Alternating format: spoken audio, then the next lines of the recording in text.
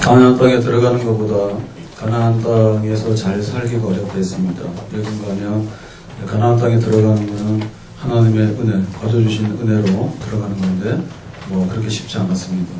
근데 이제 가나안 땅에 들어가 사는 것은 그야말로 하나님 말씀대로 정신을 차리고 이렇게 하나하나 살아가야지 그 가나안의 젖과 꿀이 흐르는 땅이 유지가 되는 거죠. 그러니까는 은혜 받을 때는 우리가 그냥 가만히 있어도 되지만 그 은혜 받고 나서 가나안 땅의 생활은 우리가 많이 노력을 하고 하나님 말씀대로 사는 그런 결과를 보여줘야 됩니다. 자, 그랬을 때 가나안 땅은 굉장히 더럽혀져 있죠. 7 족속들이 살면서 우상 숭배도 많이 하고 그래서 그냥 가서 이렇게 있으면 자연의 오염이 돼가지고 그냥 다 이렇게 우상 숭배하는 사람들하고 섞여서 하나님께서 주시는 축복을 누리지 못하게 돼 있어요. 그래서 하나님께서 뭐라냐면 일단은 장소를 정해라. 우상 숭배하던 데를 다 없애버리고 그래서 깨끗하게 해라. 그리고 또 가나안 사람들이 섬겼던 방식대로 살면 안 된다.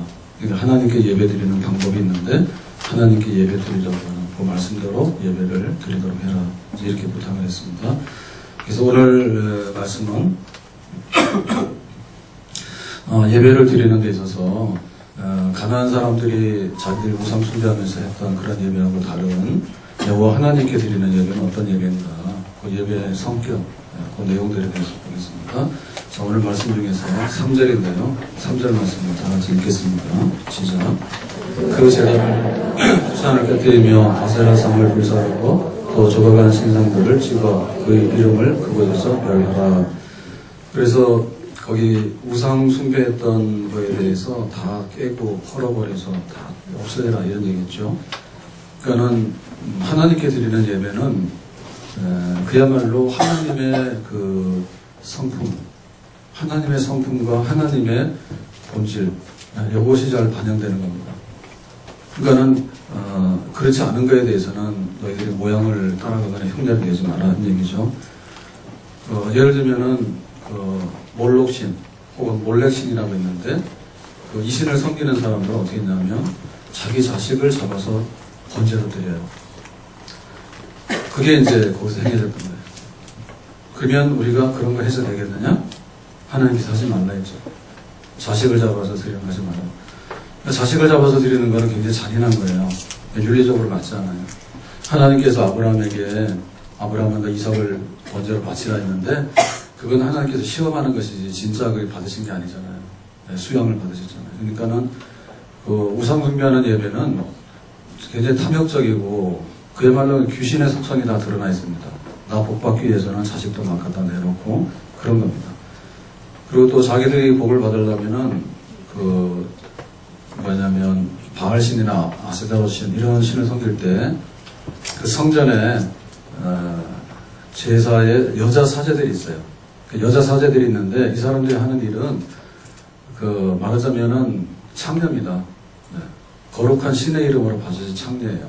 그러니까 거기서 이제 성적인 그런 접촉을 하고 하면 그게 이제 바알신이 굉장히 기뻐해가지고 이렇게 자식도 주고 또 생산도 잘 되고 풍년이 든다.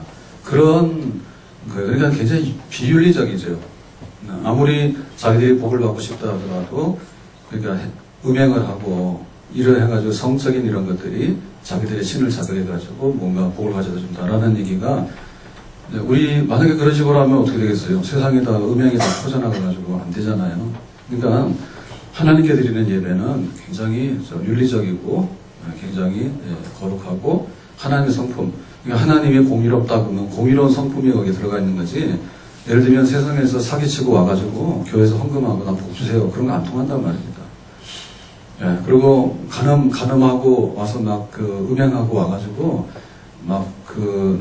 내가 이렇게 하니까 나에게 자식이 번창하고 예를 들면 첩을 둘셋 뒀다 해가지고 우리 집에 자식이 주렁주렁 매달리면 그게 복이다. 그런 식으로 하는 것이 통하지 않는다는 얘기죠. 그래서 하나님은 공의로우면은 공의로운 예배가 돼야 되는 거고 하나님이 거룩하면 거룩한 예배가 돼야 되는 거예요. 구별되게 예배를 드려야 되는 거예요. 그래서 깨끗하고 흠없고 또 하나님이 사랑이다 그러면 그 사랑이 반영되는 예배를 드려야 되는 거죠. 부부싸움하고 와서 예배를 드리면 안 되고요. 화해하고 와서 예배를 드려야 돼요. 그럼 또 화해 안 했으니까 안 온다 이러면 안 되고요. 어쨌든 간에 예배는 와야 되는데 화해하는 마음으로 와야 된다. 그래서 형제 간에 막 싸워가지고 막 이게 돼 있고 부부 간에 싸워서 돼 있는데 하나님께서는 화평을 원하시는데 화평하지 않은 사람들이 와서 예배를 드린다 해서 그것이 바람직한 예배가 되겠는가? 그것이 안 되는 거예요. 그래서 예배를 우리가 이렇게 드리고 나면 점점 달라지거든요. 달라지는데 그 달라지는 것은 예배를 드리는 예배의 대상이 하나님이요. 그러니까 하나님의 그 성품이나 하나님의 그 모양을 닮아가는 사람이 되는 거예요. 예배를 드리면. 근데 이게 우상 자꾸 찾아다니잖아요. 그냥 우상 찾아다니면 자기는 모르지만은 점점 우상 찾아다니는 사람들 그게 나오는 거예요. 그래 가가지고 어디 가서 돈 내고 복이나 받으려고 돈 내고 복이나 받으려고 이렇게 되니까 요행수 있죠. 자기 하고 다니기는 엉망이요. 가정도 엉망이고 애들도 엉망이고 다 막 이렇게 해놨는데 가가지고 이렇게 해서 뭐 로또 붙듯이 뭐 하나 되려고 하고 다니는 거 막 음행을 저지르고 다니고 막 사기치고 다니고 이러는데도 와서 내가 뭔가를 잘 되려고 기대하고 이런 잘못된 생각. 그러니까 우상숭배하는 사람들 와 뿔난 사람들이 다 괴물들이요. 그래서 그 우상 찾아다니는 사람들 보면요 욕심이 엄청 많습니다. 욕심 많아가지고 내가 뭔가를 하기 위해서라고 한다면 네 것 주면 다 가져와도 배가 고픈 사람들이에요. 그래서 하나님께 예배드리는 사람들 그렇지 않아요. 하나님께 예배드리는 사람은 하나님의 마음, 예수님의 마음, 그리고 하나님의 성품을 반영하기 때문에 예배를 드리면 드릴수록 하나님 백성답게 얼굴이 밝아지고 그 마음이 변화되는 그런 역사가 있는 줄로 믿습니다. 그래서 예배가 제일 중요하다고 하는 것이 예배가 돼야지 인간이 되는 거예요. 그리고 예배가 돼야지 신앙이 되는 거예요. 신앙생활도 교회에서 와서 뭐라 하는데 예를 들면 교회가 말씀 전하고 성찬을 행하고 성례를 행하고 그다음에 권징을 행하잖아요. 권징할 것도 없이 지멋대로 다 하잖아. 교회가 다 틀렸다고 그러고 자기 혼자 다 옳잖아. 그 모양이 됐기 때문에 교회에서도 어떻게 할 수가 없어요. 네? 말씀 따라서 이렇게 해야 되는데 뭐 하기도 전에 자기들이 해버리니까. 그럼 뭐 해야 되냐. 예배라도 제대로 드려야 되잖아. 근데 안 되는 사람들의 특징이 뭐냐면 예배를 안 드려요. 예배 없어요. 예배가 있다 하더라도 자기 거에 대한 거를 다 가지고 있지 예배를 판단하지 예배에 와가지고 하나님 앞에 굴복하지 않는다니까. 그래서 교사 자기 예배도 못 드리는 교사 하지 말라는 거예요. 거기에 대해서 교회에 대해서 뭐라 하면 안 됩니다. 자기가 하나님 앞에 예배 드리는 것도 없는데 애들한테 가서 애들아 이런 거 있지 이렇게 해가지고 그 예배가 온전히 할 수가 있겠는가. 그리고 교회 공동체가 뭔가를 모르잖아요. 지금 교회가 뭘 하고자 하는지 이런 걸 모르는 상태에서 가가지고 내가 교사한다 해서 셀리더도 마찬가지예요. 그렇다 해서 셀리더 자꾸 안 하려는데 안 하면 안 돼요. 해야 됩니다. 내 양을 먹이라고 했기 때문에 사명자고요. 하나님께서 그걸 기뻐하셔요. 그러니까 복 받으려면은 가가지고 복 주세요. 복타령 100번 하는 것보다 내가 하나님 기뻐하는 일을 한 번 하는 게 나아요. 한 번 하는 게 나은데 한 번 하는 거 바로 하려면 뭐 해야 되냐면 리더들이 예배를 드리고 인턴들이 예배를 드려야 돼. 셀 모여가지고는 2시간, 3시간 하면서 예배 드리라고 그러면 그 시간 없다고 안 하고 이리저리 빼먹고 저리 빼먹고 막 그렇게 하는데 예배 없는 것이 어떻게 변화가 될 수 있는 거예요? 교육자 마찬가지요. 교육자들도 예배를 똑바로 드려서 하나님 앞에 내가 바로 쓴다라고 하는 게 있어야지 모든 일을 할 때 하나님의 뜻대로 하는 게 되기는 해야지. 예배가 없고 하나님 앞에 내가 쓰는 게 없는데 가서 뭘 하는가 못하거든요. 그래서 예배가 하나님의 그 성품과 하나님 받으심직한 그런 것들을 다 종합할 수 있는 것이 예배입니다. 예배를 바로 드리고 나면 인간이 불량품이 나올 수가 없어요. 신자 중에서 불량품이 나올 수 없다고. 신앙생활이 왜 안 되는가 하면은 다 사입이라 하고 또 일을 하기 때문에 안 되는 거예요. 가가지고 말이에요. 성공 공부 열심히 한다니까. 네. 막 영수도 안 해, 교회에서도 안 해, 시시하다고. 그래가지고 뭐 어디 막 신학교 다니고 말이에요. 또 어디 뭐 세미나 다니고 뭐 열심히 다녀. 근데 예배가 없으니까 나중에 뭐 하느냐면 전부 다 자충우돌 해가지고요. 그 재주가 덕이 있어야 되잖아요. 덕이 있어야지 재주가 빛나는 거지. 재주가 아니니까 개인기만 다 하는 거 할 줄 아는 재주는 많은데 나중 가서 보면 엎어지고 쓰러지고 교회 도움이 하나도 안 되거든요. 그래서 예배는 우상숭배하는 거하고 다르다. 하나님의 본심, 하나님의 그 성품들을 잘 드러내는 그런 예배를 하나님께서 기뻐 받으신 줄로 믿습니다. 자, 두 번째로는 5절 가서 봅니다. 다 같이요. 오직 너희 하나님 여호와께서 자기의 이름을 두시려고 너희 모든 지파 중에서 택하신 곳인 그 계실 곳으로 찾아 나가서 이게 이제 중앙성소지요. 그 당시에 그 가나안에 우상 숭배가 많은데 우상 숭배마다 자기들의 그 우상을 섬기는 제단들이 있어요. 그러니까 그거 다 철폐시키고 하나님께서 합법적인 거 하나만을 이제 세우라 이렇게 얘기를 했는데, 자, 이 얘기는 어떤 그 장소만을 이렇게 인정한다고 하는 의미보다는 그 안에서 행해지는 예배의 내용, 그 진리를 보존하는 방법으로 이제 얘기를 한 겁니다. 그러니까는 합법적인 예배와 합법적인 예배 인도자, 합법적인 모든 안에서 진리가 변질되지 않는 그런 예배를 위해서 이걸 하게 된 것인데요. 그러니까 우리로 말하면 뭐냐면 그 예배 안에는 정말 진리가 있어야 되고요. 진리 중에 진리는 뭐냐면 하나님은 한 분밖에 없는 하나님이다. 그리고 예수 그리스도는 오직 우리의 유일한 구원자다. 그것이 우리가 예배드리는 데서 제일 중요한 진리인 줄로 믿습니다. 그러니까 우리가 다원주의 사회에 살고 있기 때문에 외국 사람들을 우리가 무시하고는 우리 혼자 살기 어려워요. 그러니까는 외국인 노동자들을 받아들이면 그 외국인 노동자들의 그 노동을 가지고 우리가 뭔가 이렇게 우리 부족한 걸 메워야 됩니다. 그러면 또 한편에서 뭘 해야 되냐면 또 외국인 노동자들에 대해서는 또 한편으로 사람이 살 수 있는 것들을 또 만들어줘야 돼요. 안 그러면 다 불법이 되는 거예요. 합법화 시키되 그것이 우리나라에 도움이 되는 그런 거를 잘하면 이제 이주정책이 잘 되는 거죠. 그럼 미국 같은 나라가 어떻게 되냐? 미국 같은 나라가 원래 자기 사람이 누가 있어요? 전부 다 각국에서 이민자를 받아들이잖아요. 이민자 받아들이더라도 자기들이 추구하는 국가의 이상이라든지 또 시민상이라든지 이런 게 있으니까 그걸까지 통합을 시켜나가는 거죠. 그러니까 우리가 어차피 혼자 살 수 없기 때문에 다원화되는 것을 인정을 해야 됩니다. 문화도. 그러니까는 이제 외국어를 말하면 영어만 하는 게 아니라 중국어도 하고 그게 다원화될수록 사실은 훨씬 더 안전하고 굉장히 유익이 많은 겁니다. 옛날엔 그랬죠. 근데 이제 어느 순간에부터 영어만 한다 이래가지고 했는데 최근에는 또 아니죠, 그죠? 그러니까 이제 다원화, 다문화, 또 다가족, 결혼해가지고 와서 한국에 정착하는 분들 이런 분들에 대해서도 우리가 받아들이고 인정해서 빨리 한국화 시켜야 돼. 정말 이질적으로 하도록 하면 안 돼요. 그래서 한국 사람이 되도록 해서 우리 말도 할 줄 알고 우리 문화에 섞이도록 하고 인정도 하고 이런 거 해야지 되지. 받아들이는 받아놨는데 우리나라 사람도 아니고 외국 사람도 아니고 이렇게 해놓으면 결국 우리나라 사람이 아닌 게 되죠. 그런 데 있어서 우리가 신앙은 뭐냐라고 할 때 이런 다원주의이기 때문에 진리가 둘이다 셋이다라고 하는 것은 용이 안 된다 이런 뜻입니다. 하나님이 중앙성소를 모으라는 얘기는 여기서만, 여기 장소에서만이라고 하는 그런 의미보다는 그 공인된 진리, 그 안에서 우리가 하나님을 섬기는 것을 더 강조하고 있는 뜻이거든요. 그러니까는 예수님 외에도 우리의 구원이 있느냐라고 할 때 예수님 외에는 구원이 없다. 우리의 죄를 대신해서 죽으신 분은 오직 예수님뿐이 없는 줄로 믿습니다. 그러니까는 천하에 구원받을 만한 이름을 주신 적이 없고 하나님의 아들 예수 그리스도밖에는 우리의 구원자가 없는 줄로 믿습니다. 그래서 우리가 교회를 보면서 중요하게 여겨야 되는 것은 그 점이에요. 우리가 뭐가 다른가라고 하는 것도 알아야 되지만 뭐가 같은가라고 하는 것도 알아야 되는 거예요, 교회에. 그래서 우리가 교회를 보면서 그 교회가 그 세상적인 방식으로 이해돼서는 안 된다. 예를 들면은 IMF 때 워낙에 경제적으로 큰 충격이 왔으니까 여러 가지 일들이 벌어졌는데 이제 흔히 이제 구조조정입니다.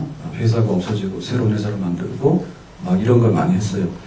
그러니까 그 순전히 뭐냐면 경제법칙으로 인한 거예요.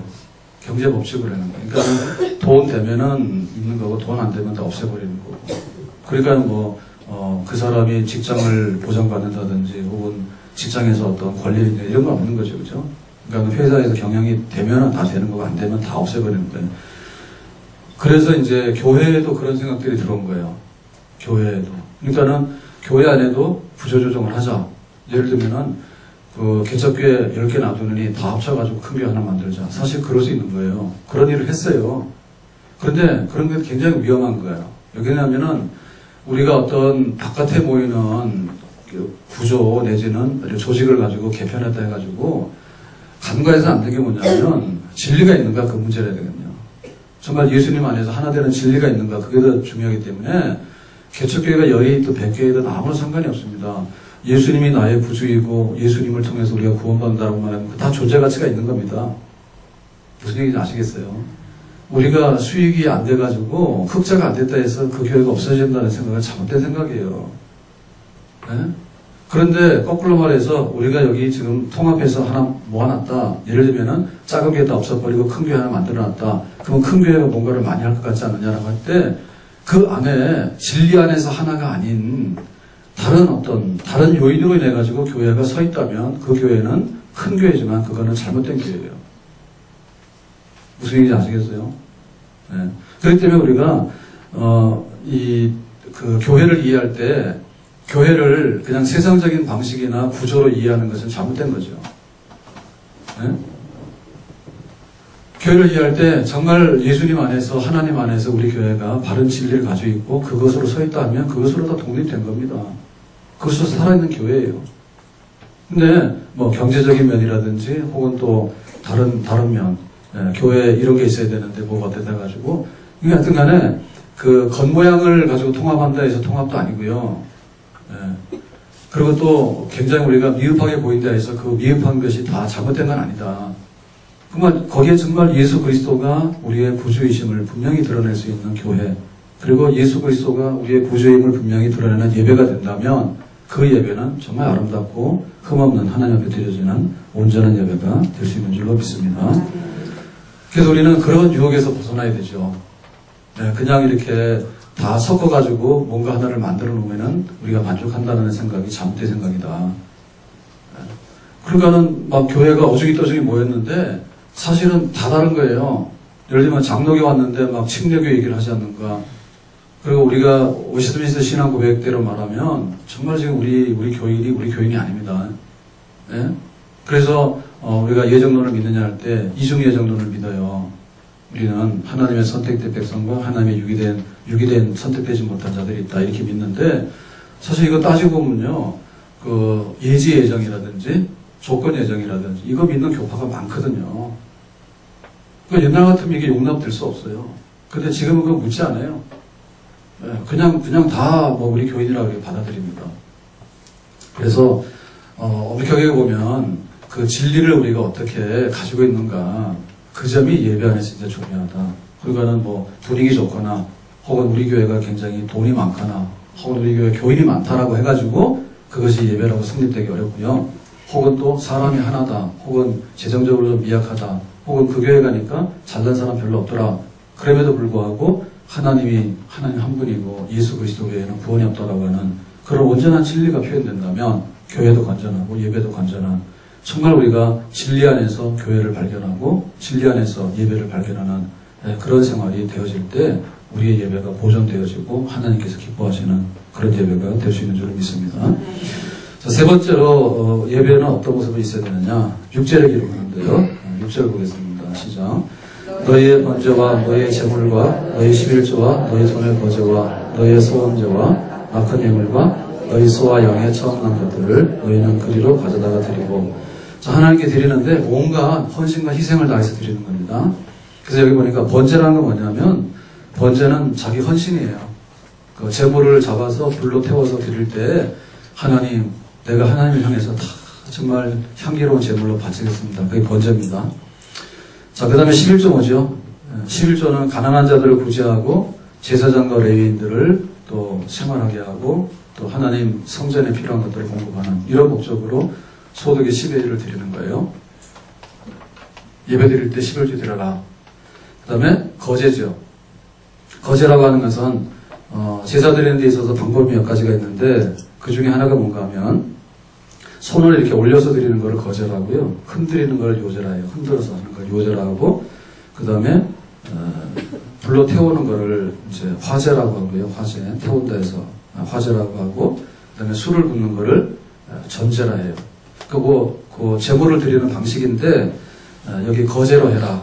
제물을 이렇게 올려서 드려라 그랬고요. 그 다음에 이제 낙헌제와 서원제와 낙헌 예물이 있는데 이게 뭐냐면 하나님 앞에 우리가 이렇게 그 화목제물을 드릴 때 그 화목제물의 종류가 셋인데 화목제물의 종류가 셋인데 첫 번째가 서원제예요. 서원제는 하나님 이렇게 하면 이렇게 하겠습니다라고 서원을 하는 제사를 말하고요.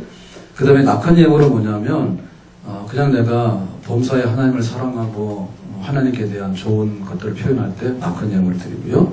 그 다음에 이제 감사제는 특별한 감사 제목이 있죠. 어떤 일이 있는데 이거 너무 감사할 때 감사제로 드리고, 그래서 요 감사제, 낙헌 예물, 소원제가 헌목제물입니다. 하나님께 드리는 그 제사인데요. 그렇게 드리라. 그 다음에 이제 소와 양의 처음 난 것들을, 초태생이죠. 처음 난 것들. 애굽에서 장제장 임했을 때 초태생들이 다 죽잖아요. 근데 하나님 백성들에게는 6월 뛰어넘어가서 장자가 죽지 않았잖아요. 초태생. 그래서 원래 죽어야 되는데 죽지 않았다 해서 내게 아니라 하나님께 바칩니다 해서 처음 난 것들은 하나님께 바치는 거예요. 자, 이런 걸 드리라는 얘기죠. 자, 이걸 보면은 빈손으로 왔다가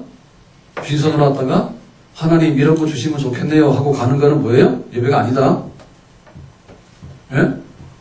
빈손으로 왔다가 하나님 4배나 채워주세요. 하나님은 굶든지 말든지 상관이 없어요. 내가 이런 게 있으니까 나에게 이런 걸 주세요라고 자기 하소연하고 가거나 자기 과시하고 가는 게 아니죠. 하나님께 어떻게 내가 헌신해서 하나님 앞에 나를 드려야 될 것인가, 요거가 있으면 예배라는 얘기입니다. 자, 첫 번째 뭐였습니까? 예배는 하나님의 그 받음직한 하나님의 그 본질과 속성들을 드러내는 예배가 돼야 돼. 그 다음에 그 예배는 뭐예요? 하나님의 진리를 변질시키지 않고 하나님의 진리가 살아있는 그 예배가 돼야 돼요. 자, 세 번째 예배는 뭐예요? 예배는 하나님 앞에 희생 제물로 드리는 거예요. 그러니까 나를 하나님께 드리는 거지, 하나님께 있는 걸 가서 가져오거나 나를 배부르게 하거나 나의 영광을 위해서 뭔가를 이렇게 자랑하거나 아쉬운 소리를 하고 가는 게 아니다 이 말이죠. 그래서 신약 성경에서는 어떻게 말했는가 하면 너희 몸을 하나님이 기뻐하시는 거룩한 산 제사 제물로 드리라 했어요. 그러니까 구약시대에 드리는 것이 엄청 많다. 그래서 나는 예수 믿기 때문에 예배가 굉장히 자유로워서 그냥 내 하고 싶은 대로 하면 된다, 이 생각을 했다가는 오히려 더 큰일 납니다. 너희 몸을 하나님이 기뻐하시는 거룩한 산 제사로 드리라 했어요. 그러니까 우리 생활 자체를 하나님 앞에 헌신하는 제사로 다 드리라는 거죠. 훨씬 더 수준이 높은 거죠. 예수님 안에서 예배가. 그래서 우리 예배가 정말 예배 되려고 하면 이런 것들을 조건 만족시키는 예배가 돼야 된다는 얘기예요. 내가 어떻게 나를 불태워 드릴 건가. 그리고 내가 일을 했지만 특히 하나님께서 나에게 양식 주심에 관해서 내가 소득의 11조로 그것을 인정하고 하나님의 것이라는 것을 내가 표현할 것인가. 그리고 내가 어떻게 화목한 하나님 앞에 감사하고 하나님 앞에 소원하고 하나님을 사랑하는 이런 표현들을 내가 수시로 하나님께 드릴 것인가. 그리고 처음 난 것들은 내 것이 아니라 하나님의 것이다 해서 어쨌든 간에 예배의 중심은 나를 채우는 게 아니라 하나님 그분에게 나 자신을 바치는 그 예배가 진짜 살아있는 예배인 줄로 믿습니다. 그래서 우리가 뭔가를 하는데 10번을 하더라도요, 예를 들면은 우리가 그 체조를 하잖아요. 체조를 하는데 스트레칭을 하면 스트레칭을 제대로 하라고 그러면 살이 쪽쪽 빠진다고. 그렇게 하세요. 예, 하라고 그랬더니 뭐 손가락만 이렇게 움직이는 거예요. 이러면은 안 되지. 예?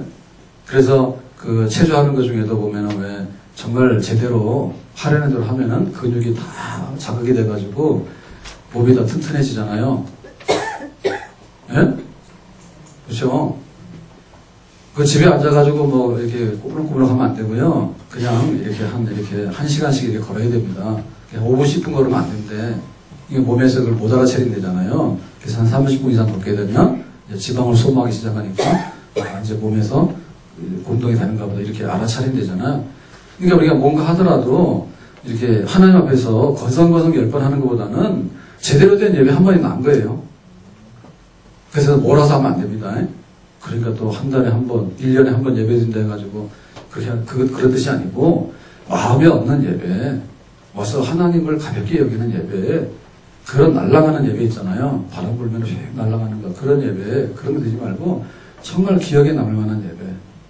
내가 하나님 앞에 이렇게 받았으니까 하나님 앞에 소중한 것을 어떻게 드리며 섬겨야 될 것인가 라고 하는 정말 하나님 앞에 내 것을 섬기면서 이렇게 내놓을 수 있는 예배, 이런 예배가 될 때 이 예배가 하나님께서 받으시고 나에게도 복이 되는 그런 살아있는 그런 예배가 되려 줄로 믿습니다. 자, 네 번째로 예배는 어떤 성격이 있는가 할 때 7절 말씀인데요. 7절 다 같이 봅니다. 시작. 거기건 너희 하나님 여호와 앞에서 먹고 너희 하나님 여호와께서 너희의 손으로 수고한 일에 복주심으로 말미암아 너희와 너희의 가족이 즐거워할지니라.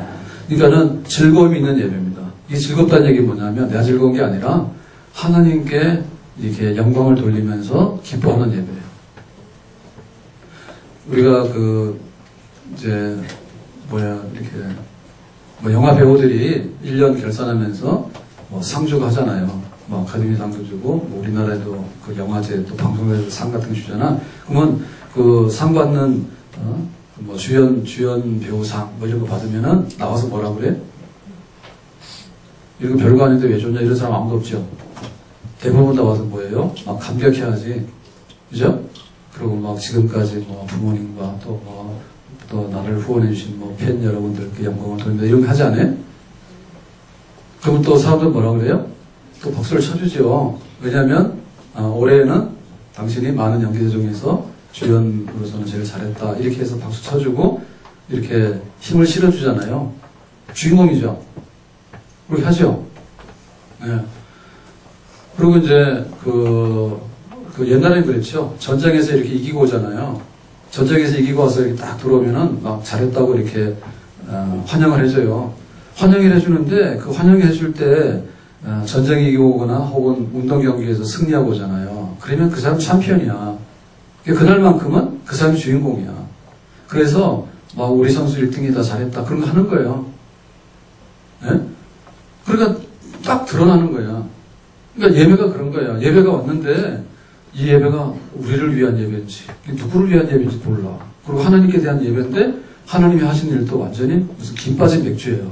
찬송하려니까 흥얼흥얼대고 말씀 들으니까 푹푹 졸고 있고 헌금하려니까는 하다 말다 1,000원짜리 나오면 1,000원짜리는 하겠죠. 근데 이제 5,000원짜리 나오면 집어넣는 거야. 다시 집어넣고 나중 가서 침술구지면 재정부 와서 그래요. 잔돈이 없었으니까 내놓으라고 그래요. 옛날에 그런 적 한 번 있어요. 만약에 그렇다면 어떻게 될까? 우리 스스로가 뭐예요? 우리 스스로가 하나님 앞에 모여서 즐거워하며 오늘의 주인공은 하나님입니다라고 하는 것을 마음껏 드러내야지 우리가 흡족할 거 아니에요. 예? 우승해서 오잖아요, 선수들이. 여자 핸드볼 우승을 못했나? 하여튼 여자 핸드볼 이렇게 하고 오면은 잘했다 하는데 뒤돌아서면 조용하단 말이에요. 근데 그날만큼 우리가 이렇게 신의 행진하잖아요. 카프레이트 하고 그러면 나가서 수고했다 잘했다 그러고 당신들이 오늘 주인공이다 이렇게 표현해 주지 않아요? 그것이 돼야 된다는 거예요. 예배는 하나님이 세상을 지으신 분입니다. 창조하신 하나님 그분에게 누가 비교할 수 있겠는가? 하나님께 영광을 돌립니다. 그리고 우리를 위해서 십자가에 죽으신 인간의 몸으로 오셔가지고 십자가에 죽으셨다가 3일 만에 부활하시고 보좌 우편에 승천하시고 지금도 우리를 위해서 중보하시는 예수 그리스도, 예수님 때문에 우리를 구원받게 된 것, 성부 하나님과 성자 하나님께 영광을 돌립니다. 그래서 그 예배 시간에는 즐거움이 가득해야 됩니다.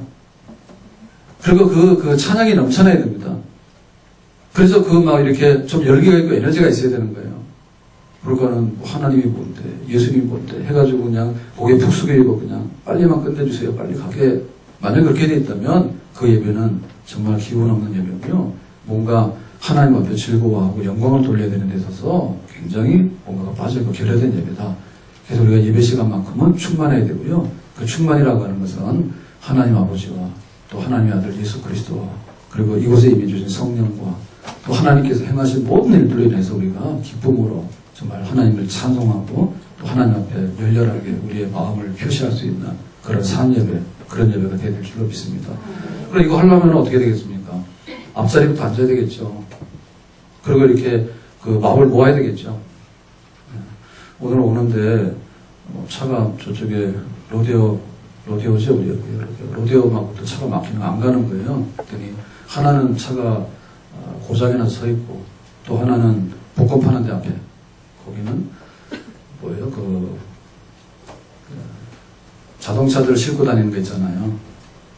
차 배달하는 차 있잖아요. 그 큰 차, 그것도 거기다 세워놨더라. 그러니까는 3차선이 2차가 돼가지고 이쪽에 저쪽에서 막혀가지고 얼마나 막히는지 뒤졌어요. 그래서 제가 잘못됐는데요. 어쨌든 간에 그래요, 우리가. 예배를 제 시간에 와서 기도하고 찬송하고 이렇게 드려도 우리 마음에 이게 다 차지 않을 수가 있는데 그렇잖아요. 걱정, 근심, 막 세상적인 게 붙어가지고 이게 제대로 차지 않는데 늦게 와. 또 하다가 졸아. 그래가지고 막 뭐 준비도 안 해와. 허겁지겁해. 그러면 이게 완전히 기운 빠진 예배라 하나님 앞에 그 예배가 상달될 수가 없겠죠. 우리 예배는 준비되고 또 하나님을 사모하고 그리고 앞자리부터 가서 앉아서 또 마음을 모아야 되겠죠. 5사람 찬송하더라도 찬송이 살아있던 찬송이 될 수 있잖아요. 다 모아놨는데 딴 생각하고 있고 찬송하라고 하면 안 하고 있고 이렇게 마음이 흩어져 있으면 정말 하나님께서 즐거워한다고 하는 그 자리에 임할 수 있겠는가. 우리 예배를 다시 한번 하나님 앞에 드려지는 데 있어서 최고의 영광을 표시할 수 있는 우리의 기쁨을 함께 모아서 표시할 수 있는 그런 예배가 되기를 바랍니다. 자, 5번째로 오늘 그 12절 말씀 보겠습니다. 밑에 12절입니다. 시작. 너희와 너희 자녀와 노비와 함께 너희 하나님 여호와 앞에서 즐거워할 것이요 내 성전에 있는 레위인과도 그래할지니 레위인은 너희 중에 분깃이나 기업이 없음이니라. 그래서 예배 여기를 보면 예배는 내가 하나님을 만났어. 하나님은 정말 내 마음속에 오셨는데 막 나에게 어떤 감동을 줬어. 뭐 하나님께서 함께 하실 때 나는 어떤 막 이렇게 거룩한 체험을 했어. 예배는 거기서 끝나면 안 돼요. 자, 야곱이 베델 광야에서 자다가 꿈을 꿨습니다. 근데 그 꿈에 하늘과 땅을 연결하는 사닥다리가 있었는데 천사들이 오르락 내려가는 걸 봤어요. 그 야곱이 뭐라 했어요? 또 일어나서 뭐 했습니까? 자기가 베개했던 돌을 세워놓고 이제 하나님 앞에 그 예배를 드리고 내가 여기다가 하나님의 집을 짓겠다고 서원까지 했잖아요. 그러니까는 예배하고 우리의 그 영적인 체험하고는 별개의 문제인데요. 더 발달되고 수준 높은 게 뭐냐면 예배예요. 이사야가 성전에 기도하러 갔어. 근데 막 그 천사들이 거룩하다 찬송하는 것을 봤어. 그러니까 이사야가 쇼크를 받았어. 그래서 바로도 나의 망하게 되었다. 죽겠다 이랬잖아요. 그랬을 때 나는 하나님의 천사를 봐서 좋다. 거기서 끝날 수 없어요. 내가 화로가 망하게 되었다라고 한 다음에 뭐랬습니까? 천사가 숯불로 자기 입을 깨끗하게 한 다음에 내가 누구를 보낼까라고 하니까 주여 내가 여기 있나이다. 나를 보내소서라고 하죠. 그러니까 그게 연속되는 거예요. 그러니까 우리 예배는 그야말로 내가 하나님 앞에서 뭔가를 딱 느끼는 느낌으로 예배를 드렸다 생각하면 안 되고 예배는 하나님과의 관계인 동시에 우리 사람들과의 관계예요. 그 예배가 표현되어지면서 사람들과의 관계에 있어서 함께 나누고 함께 하나님의 사랑과 하나님의 그 우애를 이렇게 경험하는 때까지 펼쳐지는 게 예배예요. 그래서 단순하게 내가 기도를 했다고 하는 것은 그야말로 하나님과 나하고 말하고 나온 기도입니다. 근데 예배를 드리고 나올 때는 하나님과 나하고 말하고 나왔다라고 하면 예배가 아니에요. 옆에 있는 사람 봐야 돼요. 옆에 있는 사람 봐야 되고 우리 예배 드리는 사람들이 같이 가지고 있는 교제가 있어요. 예를 들면 우리가 주일날 예배를 드렸는데 다음 주에는 부흥사경이 있다. 그러면 참석해야 돼? 빠져야 돼? 다음 주에 부흥사경이 있어요. 참석해야 돼? 빠져야 돼? 뒤에 안 하신 분들은 뭐예요? 예배 시간에 그걸 넣어야 돼요? 안 넣어야 돼요? 넣어야 돼요. 왜냐하면 예배라고 하는 것은 개인 묵상이 아니에요. 혼자 묵상할 때는 하나님께서 말씀하시기를 의로운 오른손 나를 붙들어 주신데 좋다. 그러고 가면 되는 거예요. 그 묵상이에요. 묵상이 그게. 근데 예배는 묵상 이상이고 예배는 기도 이상이에요. 그래서 우리 공동체가 뭘 하려고 하는가? 우리 교회가 시들시들하는 사람이 있으면 안 되겠고 다시 힘내서 영적으로 일어나야 되겠다. 그랬으면은 우리가 성회로 모이자라고 하면 예배식을 알려야 돼. 그래서 힘써 우리가 하나가 돼야 돼. 그래서 우리가 영적으로 다시 새로워지고 또 격려해가지고 약한 사람들 이렇게 세우고 교회가 다시 튼튼해지는 이런 일을 위해서 우리가 함께 그 마음을 모으는 것이 표현되는 것이 예배입니다. 아멘? 그걸 알려야 되는 거예요. 그래서 이것 중에 제일 하는 게 뭔가 하면 먹는 거예요. 그래서 예배 드리면 먹는 거예요. 그래서 예배 드리고 와서 먹는 거는 교제하는 거예요. 교제하는 거예요. 교제하는 것 중에서 제일 대상이 되는 건 뭐냐면 어려운 사람들이야. 어려운 사람들이야.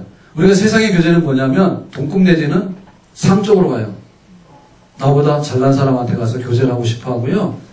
비슷비슷한 사람끼리 교제를 할라 해. 근데 예배 시간을 통해서 하나님 앞에서 드리는 그 예배의 한 교제는 뭐냐면 어려운 사람들이야. 밥 못 먹는 사람, 그 다음에 집에 이렇게 노비, 이렇게 굉장히 일을 심하게 해가지고 항상 힘들게 수고하는 사람, 이런 사람들이 함께 먹는 대상이에요. 그러니까 우리 자녀들도 먹고, 그 다음에 우리 노비들도 먹고, 집에 일하는 일꾼들, 평상시에 좀 어렵게 지내는 일꾼들이라도 함께 먹고, 그리고 이제 레위인도 먹는 거죠. 레위인. 뭐냐면 하나님의 일에 헌신된 사람이죠. 하나님의 일에 헌신됐기 때문에 혹시 소홀해지지 않도록 일하는 소에 입에다 마음을 씌우지 말라 했으니까 하나님의 일을 하는데 충분한가를 돌아보면서 함께 먹고. 그래서 이 예배는 결국에는 하나님의 그 풍성하심을 자비로우심, 불쌍히 여겨야 될 사람이나 우리가 관심 가져야 될 사람이나 이런 사람들에 대해서 많이 표현하는 게 예배다. 그 중에 한 성격이. 예배를 잘 드리고 하려고 하면 주일날 와서 11시에 딱 끝나고 12시 15분, 20분에 딱 돌아서는 예배는 좀 잘못된 예배예요.